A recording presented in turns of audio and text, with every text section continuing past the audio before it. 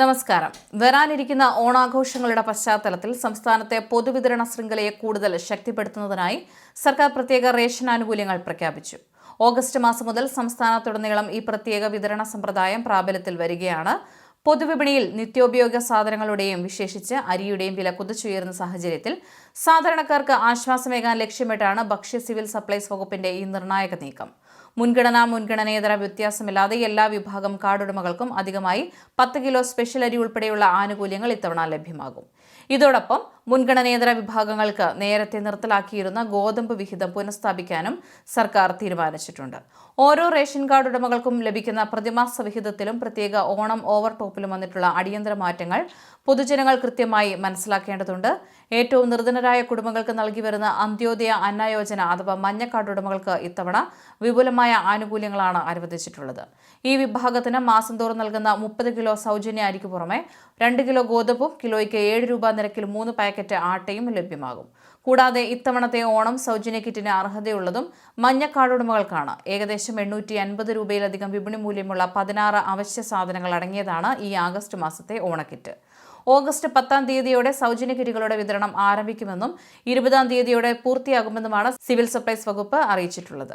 വ്യക്തിഗത കാർഡ് ഉടമകൾക്ക് പുറമെ സംസ്ഥാനത്തെ വിവിധ അംഗീകൃത ക്ഷേമ സ്ഥാപനങ്ങളിൽ കഴിഞ്ഞുകൂടുന്ന അന്തേവാസികൾക്കും പ്രത്യേക പരിഗണന നൽകിയിട്ടുണ്ട്.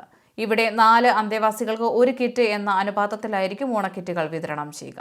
മുൻഗണനാ വിഭാഗത്തിൽപ്പെടുന്ന BPL റേഷൻ കാർഡ് ഉടമകൾക്ക് നിലവിലുള്ള ആനുകൂല്യങ്ങൾ തടസ്സമില്ലാതെ തുടരുമെങ്കിലും ചില ക്രമീകരണങ്ങൾ വരുത്തിയിട്ടുണ്ട്.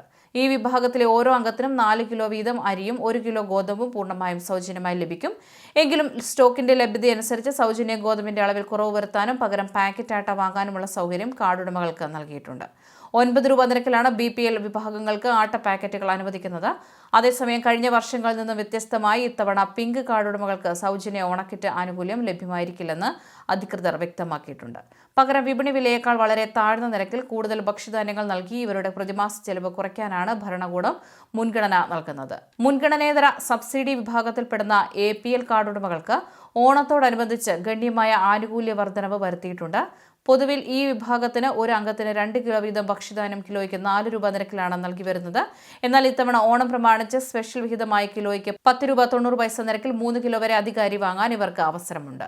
ഇതിനു പുറമെ കിലോയ്ക്ക് 8 രൂപ 70 പൈസ നിരക്കിൽ 2 കിലോ ഗോതമ്പും സ്പെഷ്യൽ അടിസ്ഥാനത്തിൽ നീലക്കാർഡുകാർക്ക് ലഭ്യമാകും.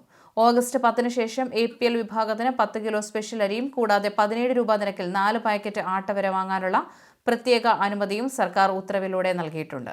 ഇത് സാധാരണക്കാരായ മധ്യവർഗ കുടുംബങ്ങൾക്ക് പൊതുവിപണിയിലെ വിലക്കയറ്റത്തെ ചെറുക്കാൻ വലിയ തോതിൽ സഹായകരമാകും.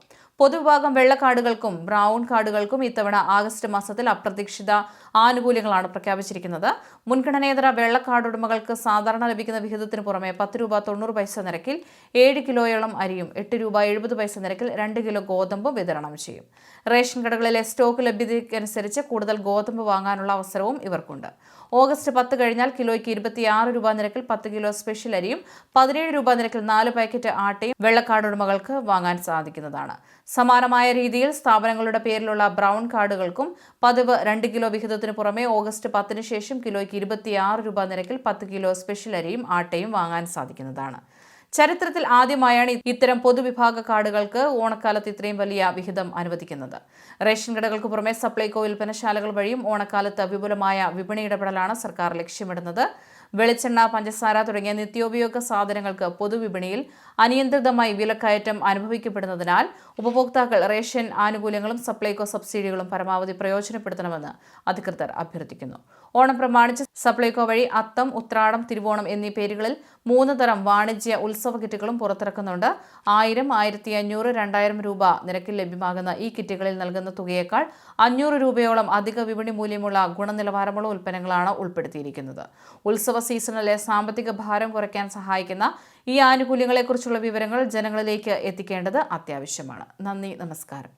കൃഷൽ മീഡിയ എല്ലാ ദിവസവും വാർത്തകളും അറിയിപ്പുകളും ഡെയിലി അപ്ഡേറ്റ്സും ലഭിക്കാൻ ഇപ്പോൾ തന്നെ ചാനൽ സബ്സ്ക്രൈബ് ചെയ്യുക, ഫോളോ ചെയ്യുക. നിങ്ങളുടെ ലൈക്കും ഷെയർ നൽകി ഞങ്ങളെ സപ്പോർട്ട് ചെയ്യുക. നിങ്ങളുടെ അഭിപ്രായങ്ങൾ കമന്റ് ബോക്സിൽ രേഖപ്പെടുത്തുക.